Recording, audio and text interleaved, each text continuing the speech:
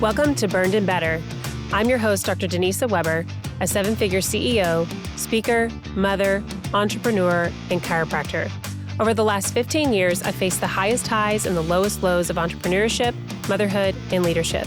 I've burned more times than I can count, but every time I've found a way through and come out better. This isn't about polished highlight reels. It's about the real, unfiltered side of leading, the kind of conversations usually kept behind closed doors. Here, I share my own stories and sit down with leaders who've stumbled, recalibrated, and built something worth leading. So if you've ever felt the weight of success or wonder what it looks like to fall hard but rise stronger, you're in the right place. Let's normalize the messy middle of leadership and step into the episode.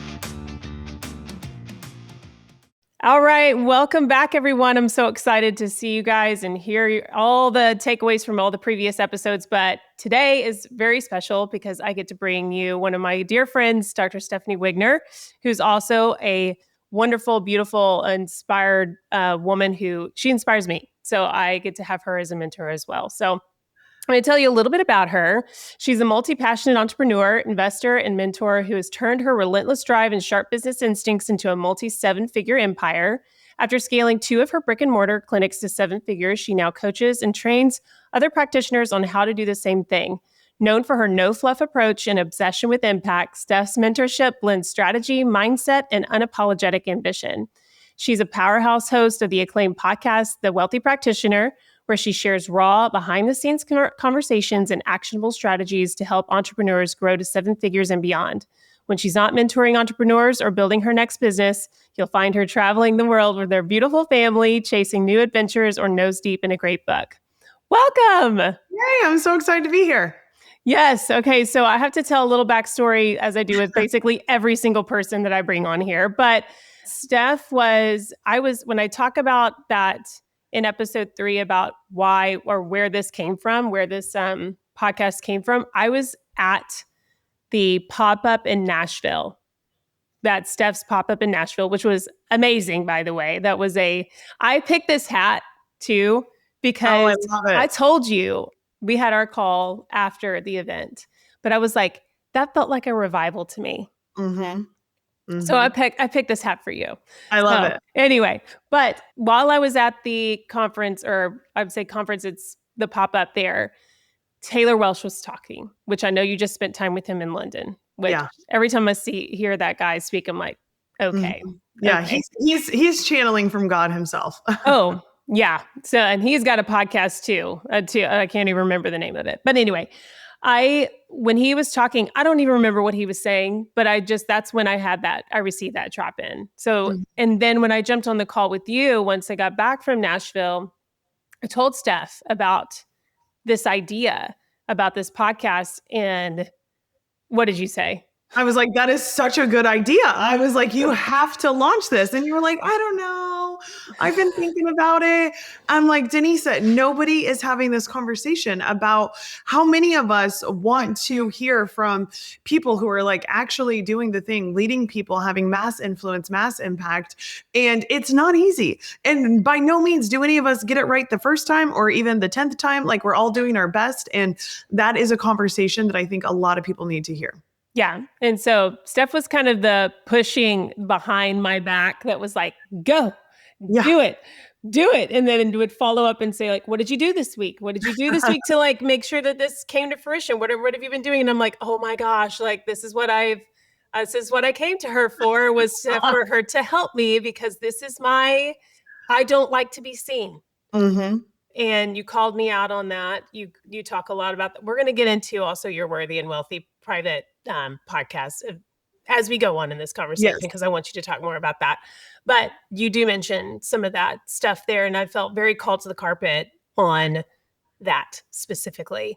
But I didn't want to be seen. And you were back there. She was definitely championing this to come to the mic. So thank you. And now you're here, and look at you. And now everybody's loving the podcast. And now you're here. So now I got to bring you on. So we go straight into it, because I don't like to waste a lot of time. And I know you're very much that way too. You've got a million things going on.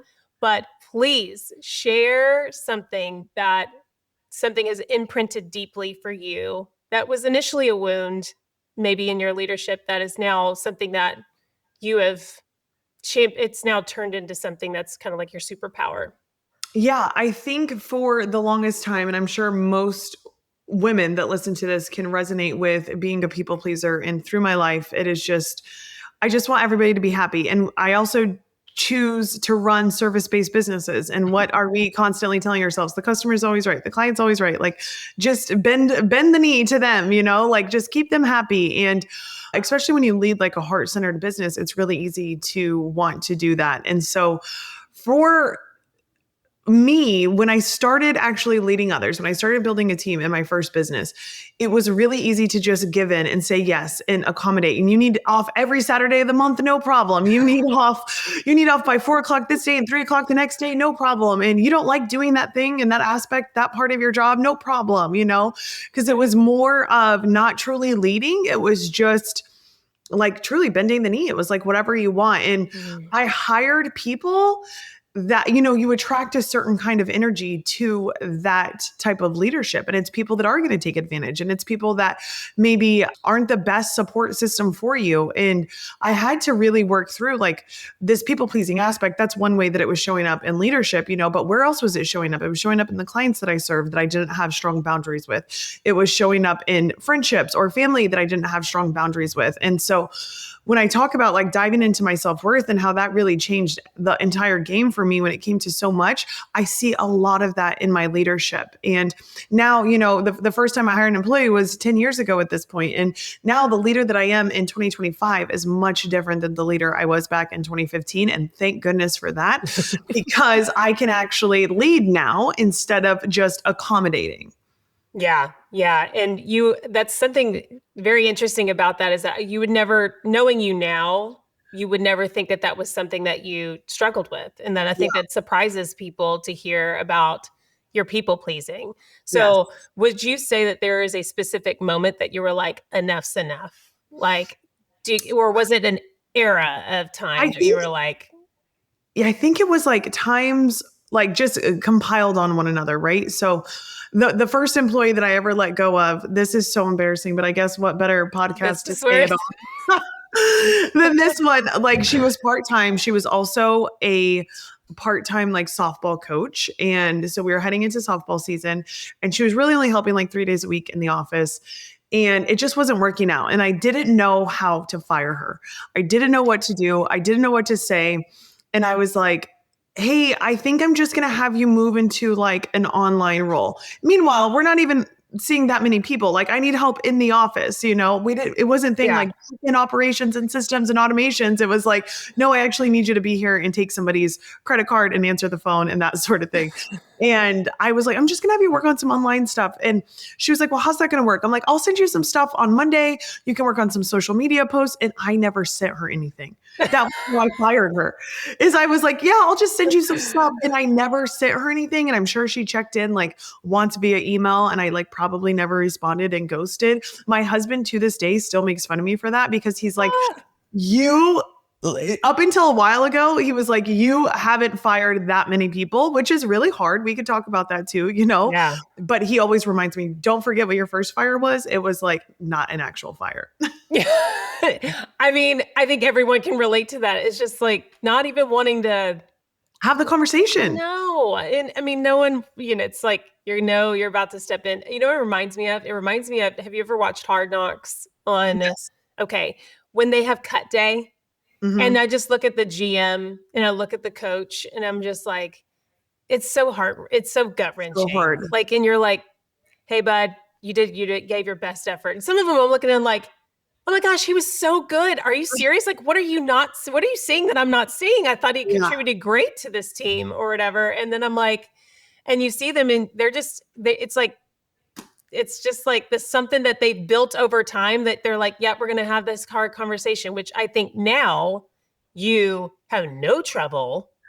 Or do you have trouble? No, I really don't. And so it's funny because I laugh because I'm so direct in all aspects of my life. And you either love that about me or you don't love that about me. Love that.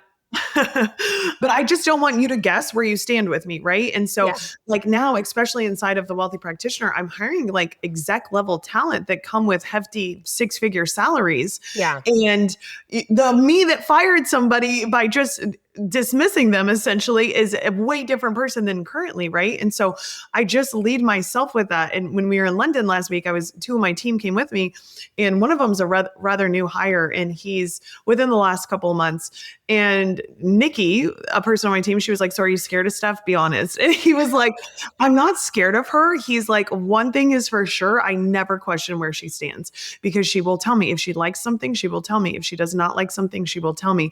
If she expects better, she will tell me." And in one of our recent team meetings, I said to the whole team, I said, "Everybody is doing a great job, and I'm so appreciative of that.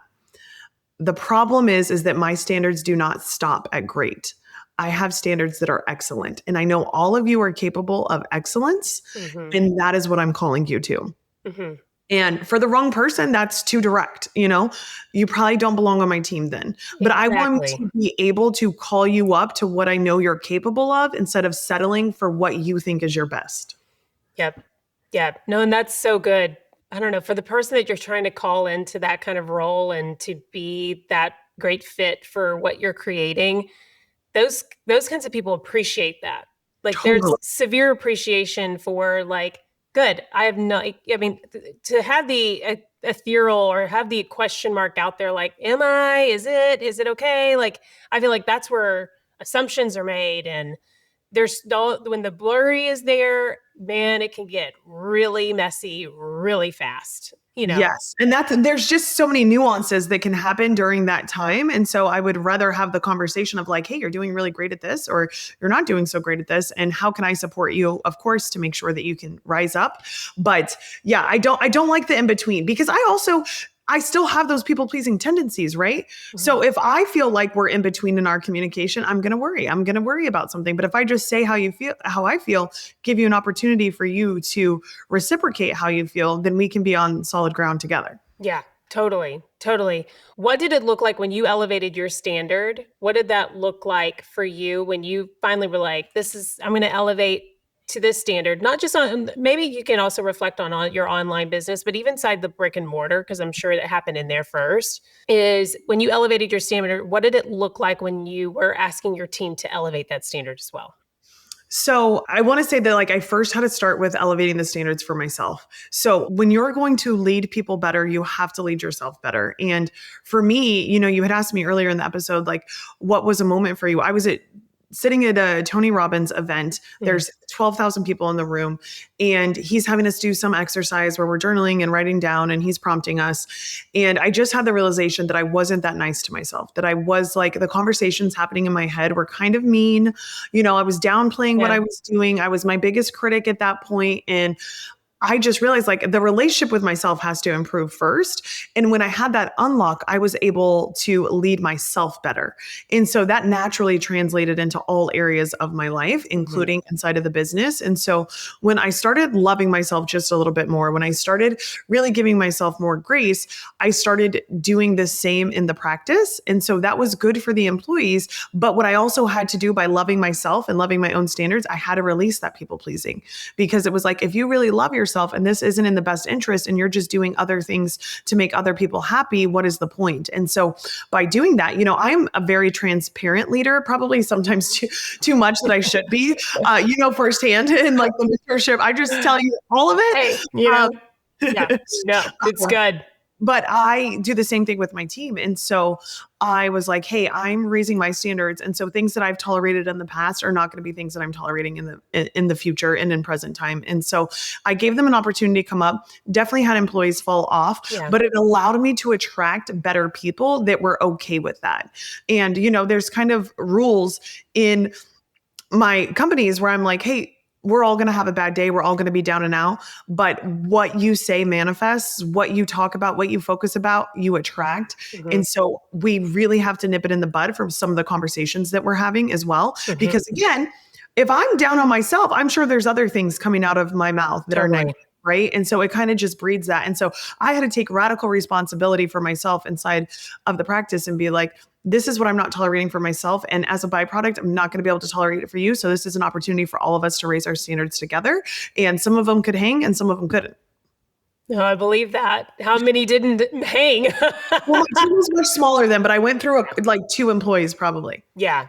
Because that's very uncomfortable if you're Yeah, unwilling to kind of go there, you know? for sure. And at least you said the line in the sand, it's almost like it's clear as kind. Yeah. And they could just go, I guess it's just not the right fit, you Mhm. know? Yeah, because they have a choice too, and that's the Yeah. thing.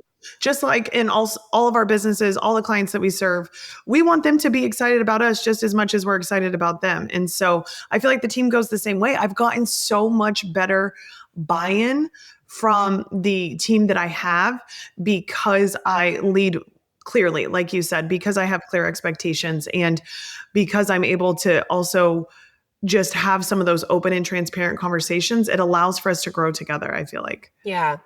Where would you say you still notice a little bit of that people pleasing coming in, even where you're at now? As my team grows, something important for me, and I would assume you as well, and most of the people that listen to your podcast, is I really want my employees to feel like they have a great gig. I want them to feel grateful for it. I want them to feel excited because I know that energy translates into the business. There are times where I still want to revert back to just giving, giving, giving. And I'm a natural giver. It's how I operate. It's what I like to do. I have more than enough. So I'm happy to give some of it away. Mhm. That can bite me in the ass sometimes with team because I think there's a fine line as a leader on delegating things to your team and also this concept of capacity. And so I Mhm. would be like, oh, if you're reaching capacity, like let me backfill you with another employee, or like, oh, if you're feeling overwhelmed, let me help you instead of coaching them through that. But that's that people pleasing coming in. Like, I don't want you to feel stressed. I mean, honey, I wake up Yeah, I stressed. know. So like, why am I so worried about protecting that inside? Uh-huh. It's that people pleaser. It's like, oh, I just want everybody to be happy, you know? So I've had to really throttle that, especially as my team grows. Cause as you know, team is expensive, especially when you're hiring good team. And Mhm. it's a matter of, okay, what is actually true? Am I just trying to solve a problem that doesn't exist because I'm a people pleaser and I want everybody to be happy? Or is it actually true that we're at capacity? Have you noticed on your online team, because I know that you've got some really stellar people on your team, that they're like catching you in it? Do they say, Steph, I am capable of stepping into this? Like, Yes. okay. Yes. A couple of them do. They're like, stop worrying about me. And I love it, you know? And the nice thing about having a team like that too is we just had a team meeting yesterday and, you know, I was already starting to like waver on something and they were like, no, we can do it. And I was like, Mhm. you're right. You can. And it took me a long time to get that at my first practice Mhm. because I wasn't hiring empowered enough people to call me on my own stuff. Yeah. And it's Yeah. like, it's so fun. It really is fun when you Yeah. have a team that's like, hey, no, we're going to keep going. We're going to keep shooting. We can do this. We can handle this. When they're like pushing you to the edge as well, it's really fun because you're like, okay, you don't feel like you have to carry the weight of everything on your shoulders. Yeah, totally.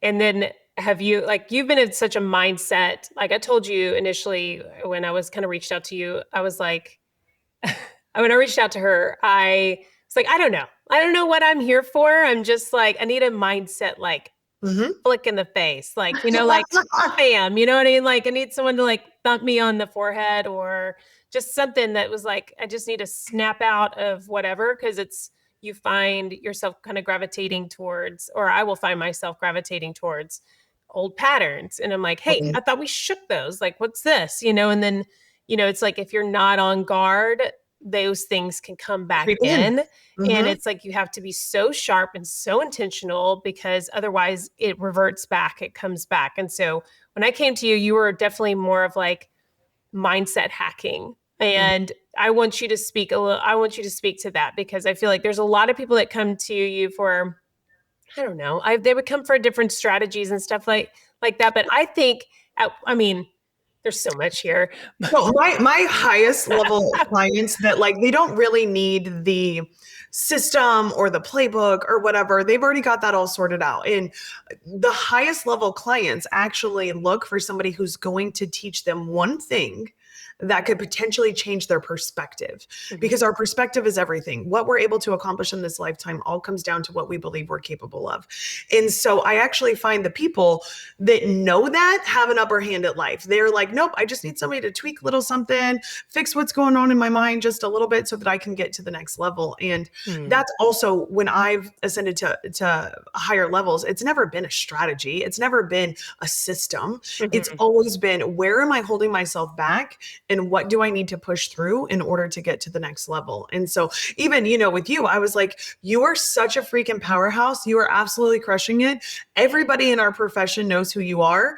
And also, I'm so excited you reached out because I know that you're just getting started. Like, you have so much more to be shared with the world. And here we are now on a podcast where you're starting to scratch the surface a little bit.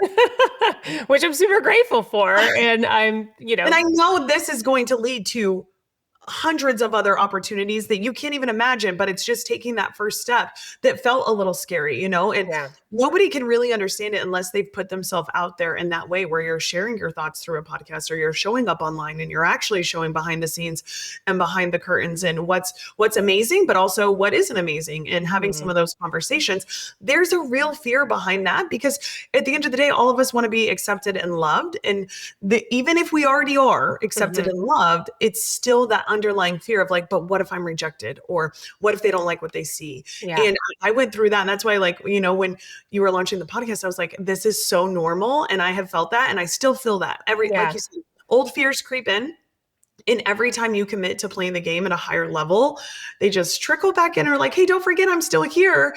And you're like, oh, wait, this is new. I should be scared again, or I should have this fear. And it's all just made up in our mind. And so being able to know that and work through that quickly is what allows others to be able to crush it. And I know to you, it probably feels like it took forever to launch the podcast. It really didn't. It was a thought, and then you had it executed on. You had an entire beautiful brand and everything ready to go with it, because that's your standard, right? You want things to be that level of standard. You still moved very quickly. And a lot of people would have been stuck in the over analysis of like, is this good? Am I ready? Can I do it? Can I show up? And it's like, they're still going to be waiting 3 years from now. Yeah. Well, there was some stuckness that I had to reach out to you for. I was like, I don't know if this is, everything was happening at the same time, and there was a lot going on, and we had a whole bunch of stuff going on here in Texas, and, there was some stuff. And that's what happens, though. When you're ready for the next quantum leap and you commit to it, you are going to be met with all this resistance. Yeah. And sometimes it's stuff that you can anticipate, like, okay, the resistance of reorganizing offers and website and things like that. Sure. But then there's also other things that you're not anticipating that happen at the same time. They just coincide.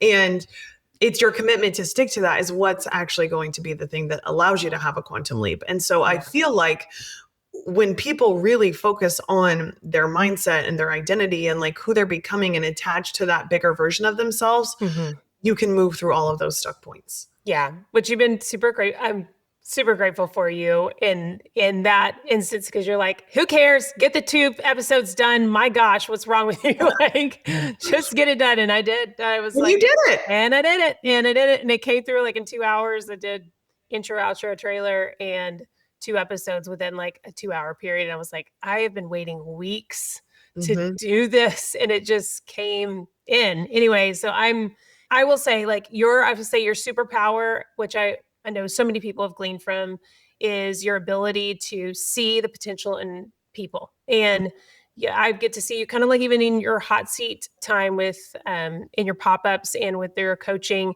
is you intimately know who you have in your group.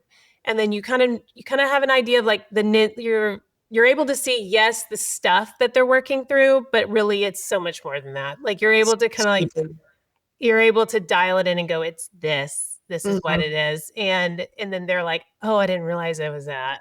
Like, oh, I didn't know we were going to be working through that. And so to speak to the entrepreneur that thinks that strategy alone will work without mindset, what would you have to say? I would say that strategy serves a purpose and it will get you more clients. It will make you more money, but I don't think it makes you happy. Mm. It's kind of like that aspect of like, I'm interested in building really successful businesses that make a lot of money, that help a lot of people. Hmm. But more than that, I want to be excited about what I'm building.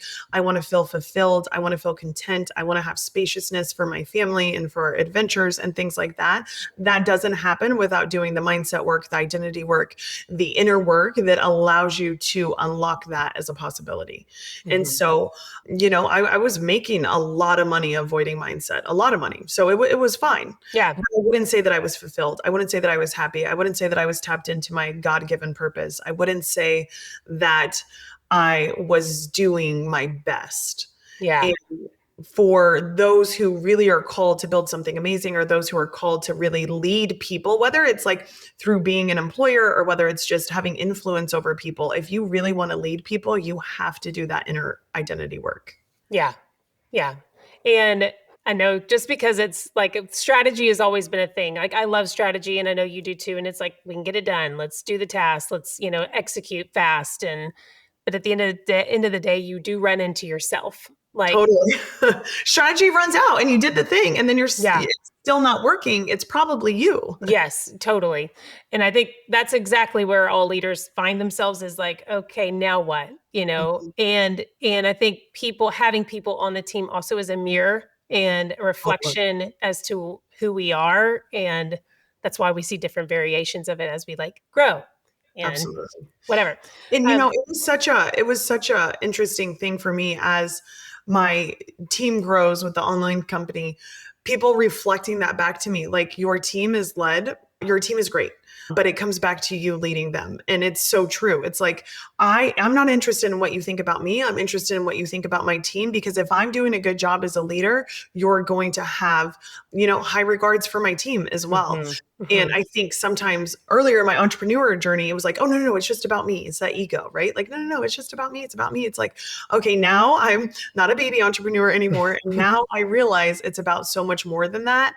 And it is about the team that's helping me be on a mission. And Yeah, so you're so right about it being a mirror and a reflection to what you've created. And there are going to be times where we don't like the reflection and we have to change it. And there's going to be times where you're like, oh my goodness, thank goodness we found a groove. totally. That's such a refreshing place to land. Yes. It takes work to get there, in years Oh, usually. yeah, absolutely. I was going to ask you because I think this is going to be my new question that I asked to every single person. I haven't asked this to any other guest, but what earned its way on paper in your? What earned its way on paper? What do you mean? So what I mean by that is things that you did not think that you would ever navigate with team in leading, or that earned its way on paper in agreements, contracts, whatever. Like a situation that I didn't ever think I would be in? Hmm. Oh my God. This just happened yesterday. Why am I even going to tell you? Tell me. Dang it, Denisa. Sorry.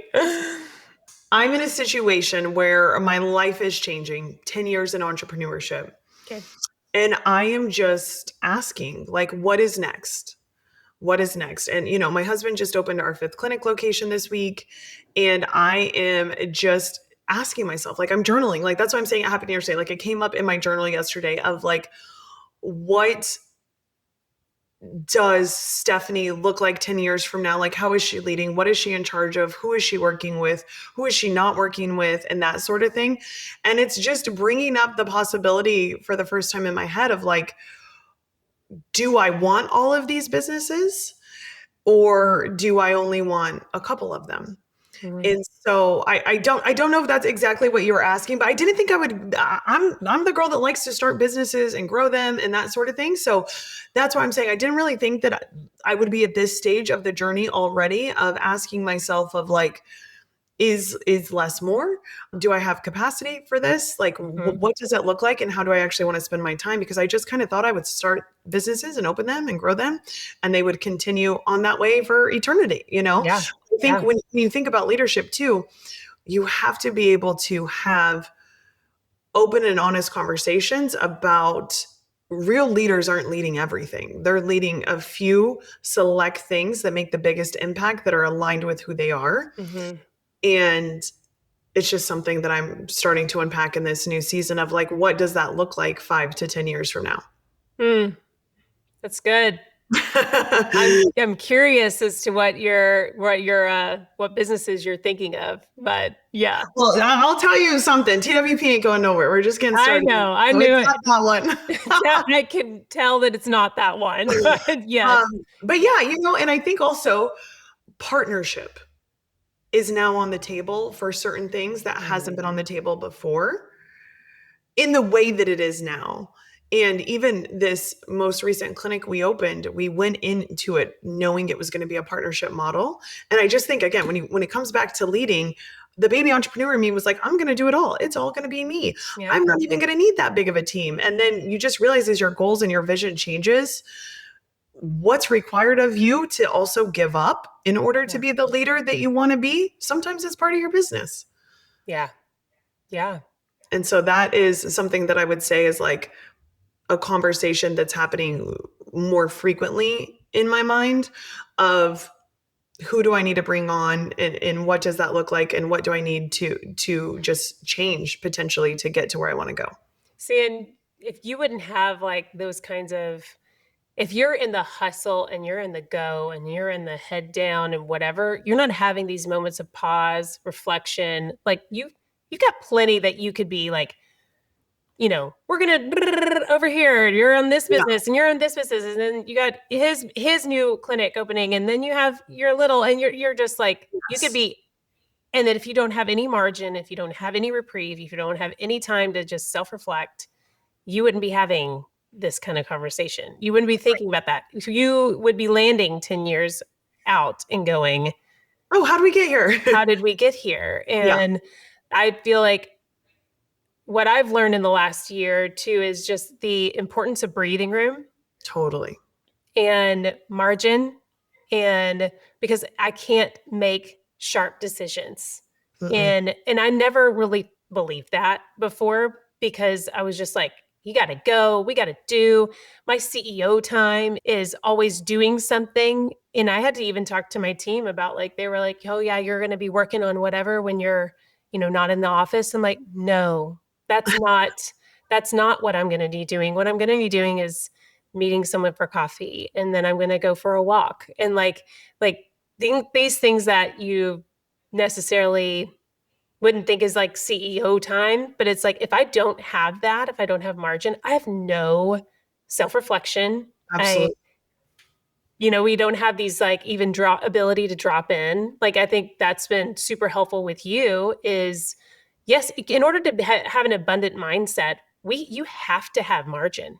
Absolutely. Well, and even, it's kind of like we talked about at the Kansas City pop-up is this masculine and feminine. Most of us that make more than $1 million a year operate 90% in our masculine because you have to in order to have the structure, in order to have the organization, in order to have that drive and that hustle that you talk about. But to build something more than that with more meaning and more depth, you have to tap into that feminine side where you can just sit and pause and reflect and be able to receive. Because I truly believe too, like you're saying, with that margin, that's when you receive the downloads for what's next. That's when you are taking space to just pause and say like, okay, let me take 5 minutes to really ask myself what I want next. That doesn't happen when you're in that force and that flow or that push season. You have to allow yourself to get into flow. And for leaders especially, because sometimes it's the download of who you need to hire next. Sometimes it's the download of what you want to create next. Sometimes it's the download of, is this still serving me? But if we don't have that, we can't actually get clear and work towards the vision to be able to lead everybody else towards. Yeah. Yeah. So good. Tell everyone about Worthy and Wealthy. You just launched a new private podcast. So if you haven't already following her Wealthy Practitioner, yes, you need to be following that, period, in the story. And then Steph goes on rants. It's great. I love it. It's like what I can imagine myself when I start talking to my team and I'm like, and then this, and then that, and whatever. And I'm like, yeah, go girl. Anyway, but she's got great, good content in there. And she also has a private, she just launched it. And it was so funny because I saw it was like, you're the problem. And I was like, I just had an episode called I'm the Problem. I'm like, I'm the problem. You're the problem. All the things. We're all the problem. We're all the problem. Anyway, so but she just launched Worthy and Wealthy. So tell us a little bit about why now, and what's kind of upcoming and coming in on the horizon for you? Yeah, so I had been wanting to launch a private podcast for a while because I saw a lot of people doing it and I was like, that looks really fun. And again, it was just about having the margin to be able to sit down and think about it and want to do it. And one of the things from coaching, the last 4 years, hundreds of entrepreneurs, it's like they all have big dreams, but the ones who achieve them actually think they're worthy of achieving them. And the ones who don't, again, it's not the strategy, it's not anything else. It's this sense of self-worth that allows them to actually receive or allows them to be committed and have the confidence to get what they want. And I was like, I'm sure I could release this as a program and sell it for 2K and it would be amazing. But more than that, I want every single person, whether they're an entrepreneur yet or whether they have no intentions of being an entrepreneur, they just want to work on their self-worth. And so it's, I think, going to be a 10-week or a 10 episode series on just your self-worth. And when I talked about it originally, people didn't even know. Like if you've done some of the self-work and the inner work, you know what it is. But for those who haven't, they're like, oh, I don't have a problem with this. It's like, really? Because it's probably at the root of all of your problems. Because people pleasing is a sense of self-worth, right? Yeah. It is an aspect of that. And so I had a ton of fun. We're 5 episodes in. I'm releasing 2 more this week. And it's really been amazing to see the feedback of people just being like, I had no idea I was struggling with this, or I had no idea this is why it was happening in my life. Well, why I do have this income ceiling, why I can't find the love of my life, why, it all comes back to myself. And I had no idea. And I know anybody that listens to it and actually does the work through it and like does the prompts and stuff can step into a new reality that didn't exist to them before by just simply loving themselves more, having stricter boundaries, having some of these conversations with themselves and journaling about them, because it, like we talked about earlier, it all lives in your mind. And so if you can unlock that and you can start to reprogram that, your entire life will change. Totally. I even think about that book. What's it called? I keep thinking of the name of your podcast. It's not your podcast name. It's T.R. Becker. What's it called? Millionaire Mindset. It's the Millionaire Mind. Oh, Secrets of the Millionaire Mind. That's it. Okay. Love that book.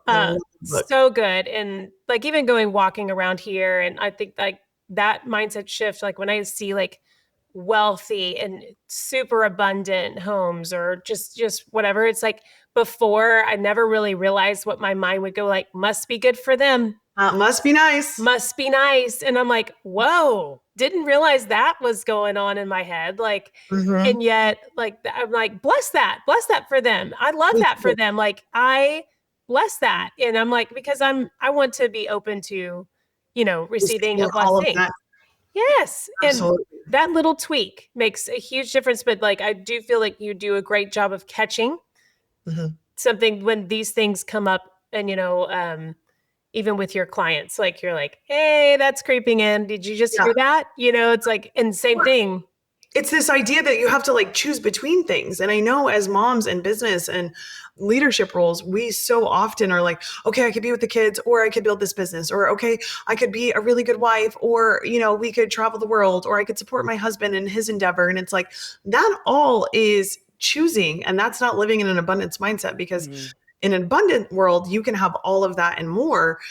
And again, do you believe you're worthy of that? Do you believe that you're the type of person that could actually have all of that? And if you do believe it on a core cellular DNA level, you will receive that. Absolutely. And that goes into like, if you know your neurology, the reticular activating system, which is basically, for anyone who's listening to this, is not a chiro, is not into bio, or doesn't know biology, doesn't know physiology and anatomy, but basically it's a part of your brain that recognizes something as soon as attention is brought to it. So if you say, you know what, I love me a white Range Rover, and then all of a sudden you see a million white Range Rovers, it's because they were all there before, but now your attention has picked up on that. And so what she's talking about is having like, we have those mindset shifts.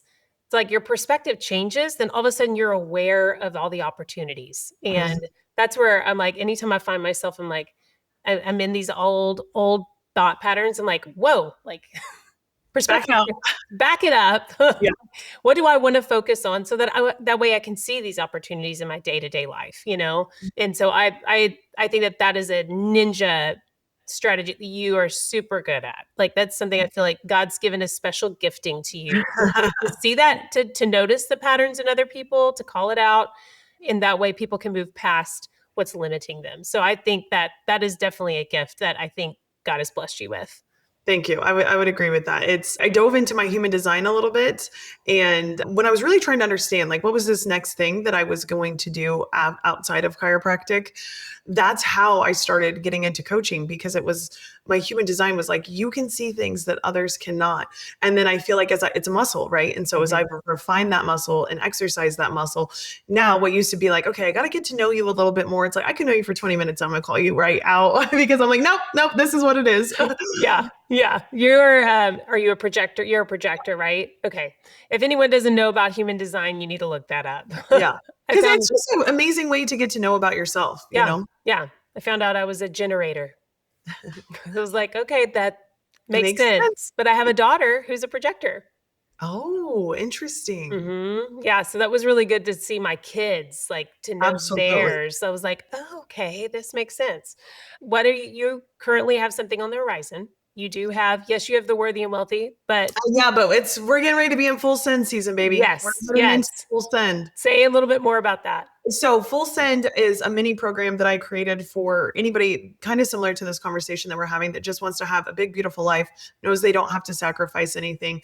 It's for the person that, like, when people are looking at you and being like, but Denisa, you already have the most beautiful practice in Highland Park and you have a beautiful family and you have this and you have that. Why do you need something else? And you go, because I know I'm capable of more. Like, I know I'm capable of getting my message out there more. So I'm going to launch a podcast and an online thing. And I can't wait to see what happens. It's for that person that just knows, like, hey, everything I have is amazing and it's great. And it's not that I'm not grateful. It's just that I think I'm capable of even more. And that's why it's called Full Send, like full send, all in. You can accomplish the craziest things in this lifetime if you believe so. And it's basically a 30-day coaching experience where we just dive into some more of these mindset things that we're talking about and set the foundation and activate your energy and your potential in a way that allows you to have those quantum leaps. Love that. You summarized that perfectly. It's almost like that's something that you do. I don't know. Yes, I could do it in my sleep. And so it's really fun to have, especially heading into like Q4 as a business owner, it's really fun to have this thing that just like gets your momentum and your energy up to crush the end of the year. And it's a ton of fun because we have really cool people like you and high level clients that are like full sending it every day that are adding to the conversation. Yeah. I think the community definitely is an added aspect of it. It gives momentum. You get to see other people's wins. That's another thing is I love is like seeing everybody posting what their wins are. Cause it's easier to stack. If you're stacking all those wins, then it builds momentum. And again, that's why journaling and saying the gratitudes. Anytime I find myself not in a stuck pattern, I haven't done any like stacking in a while. I haven't stacked and listed. And you brought attention to that. I really am grateful for that. So anyway, but guys, you need to connect with Steph. I'm going to put some links in the show notes for you guys for Worthy and Wealthy, the private podcast. You do need to find her on the Wealthy Practitioner as well. And then also look for Full Send because that's going to be coming up as well. So I'll put all the links, all the codes, everything down in the show notes. But I'm so grateful that you got to be one of the founding voices of Burned and Better. Thank you so much for having me. It's been an absolute blast. I can't wait to see where this evolves to. I know it's going to be amazing. I'm excited. All right. We'll talk soon. We'll see you in the next episode, guys. Bye. Thanks for tuning in to Burned and Better. Follow the show so you never miss an episode. And if you're feeling generous, tap 5 stars or write us a quick review. That's how this work is going to grow. I'd love to hear what stood out for you in this conversation. Share this episode, tag me at Southern_Chiro on Instagram, and pass it on to someone who needs it today.